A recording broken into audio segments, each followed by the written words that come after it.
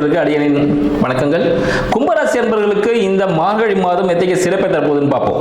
கும்பராசியின் அதிபதி சனீஸ்வர பகவான் மீனத்தில் இருக்கிறார். 12ஆம் அதிபதி அவர் தான். அப்ப என்னவா இருக்கும் பார்த்தீங்கன்னா, இந்த விரயங்கள் எல்லாமே வருமானமா மாற போகுதுன்னு அர்த்தம். இதற்கு அவர் பண்ண இன்வெஸ்ட்மெண்ட் எல்லாமே ஒரு டபுளா கிடைக்க போகுது. அவர் தான் லேண்ட் வாங்கி வச்சிருந்தாருன்னா அந்த சம்பந்த விஷயங்கள் அவருக்கு ப்ராஃபிட்டா கிடைக்க போகுது. ஹியூஜ் இன்வெஸ்ட்மெண்ட்ஸ் எல்லாமே ஒரு ப்ராஃபிட் அமைய போகுது. குடும்பத்தில் என்ன பிரிவு சண்டைகள் இருந்து அவங்கள சேர்ந்து இருக்கக்கூடிய ஒரு காலகட்டமாக இந்த மார்கழி மாதம் திகழ போகுதுன்னு சொல்லலாம். இல்லை குடும்பம் அமைவதற்கான ஒரு வாய்ப்புகளும் உண்டு. கும்பராசியின் 7ஆம் அதிபதி சூரிய பகவான் அவரு கும்பத்துக்கு 11ல் இருக்கிறார், தனுஷுல. அப்ப என்னவா இருக்குன்னு பாத்தீங்கன்னா, அவருக்கு திருமணம் நடைபெறுவதற்கான வாய்ப்புகள் உண்டு. 2ஆம் திருமணம் நடைபெறுவதற்கான நிறைய வாய்ப்புகள் இருக்கு.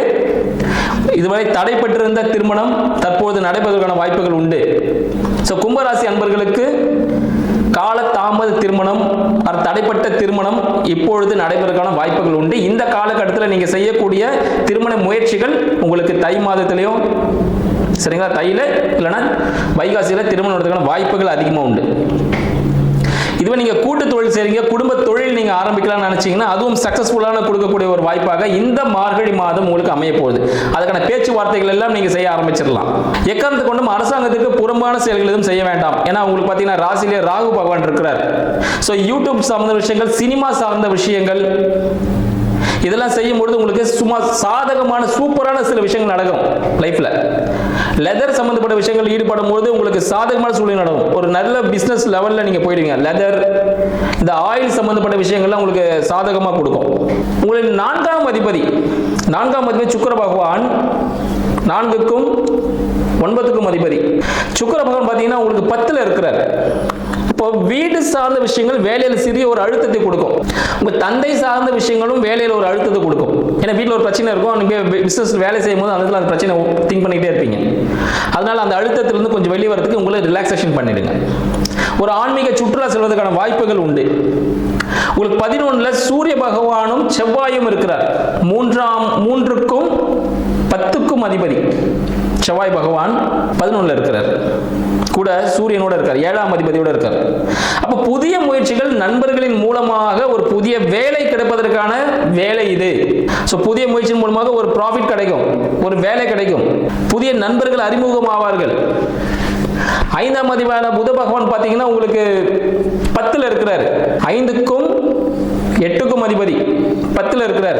அப்ப மறைமுக வருமானம், குழந்தைகள் மூலமாக ஒரு வருமானம், குழந்தைகள் மூலமாக ஒரு வெற்றி செய்தி கிடைப்பதற்கான வாய்ப்புகள். குழந்தை அடுத்த நிலைகளுக்கு போயிட்டாங்க அப்படின்ற விஷயம் உங்களை காதுக்கு வந்து அடையும். குழந்தைகளுக்கு மறைமுக திருமணம் நடைபெறுவதற்கான வாய்ப்புகள் உண்டு. கும்பராசி அன்பர்களின் குழந்தைகளுக்கு மறைமுக திருமணம் நடைபெறுவதற்கான வாய்ப்புகள் உண்டு. கும்பராசி அன்பர்களுக்கும் மறைமுக திருமணம் நடைபெறுவதற்கான வாய்ப்புகள் இந்த காலகட்டத்தில் இருக்கு.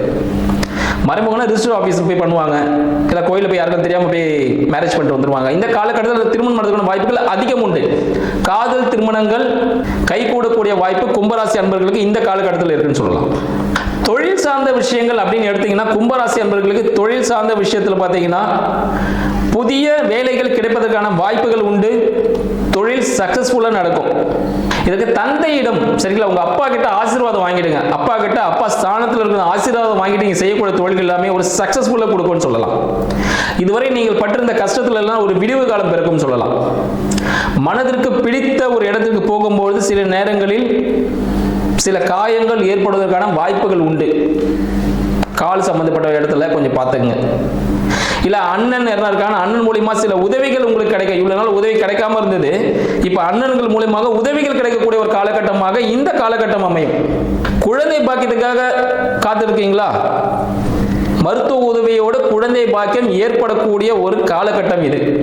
வயிற்றுல பார்த்தீங்கன்னா லேடிஸாக இருந்தாங்கன்னா வயிறு சம்பந்தப்பட்ட பிரச்சனைகள்லாம் கருப்பை சார்ந்த பிரச்சனைகள் ஏற்படுற வாய்ப்புகள் உண்டு. கொஞ்சம் மெடிசன்ஸ் எல்லாம் எடுத்துங்க, டாக்டர் கிட்ட அட்வைஸ் வாங்கி செக் பண்ணிக்கங்க. இத்தகைய சாதகமான பாதகமான பலன்களும் கலந்து இருக்கு இந்த காலகட்டத்தில். எதெல்லாம் பண்ணணுன்றத அடியேன் சொல்லியிருக்கேன், அதை பார்த்து கரெக்டாக செஞ்சு வாழ்க்கையில் வெற்றி பெறுங்க. நன்றி, வணக்கம்.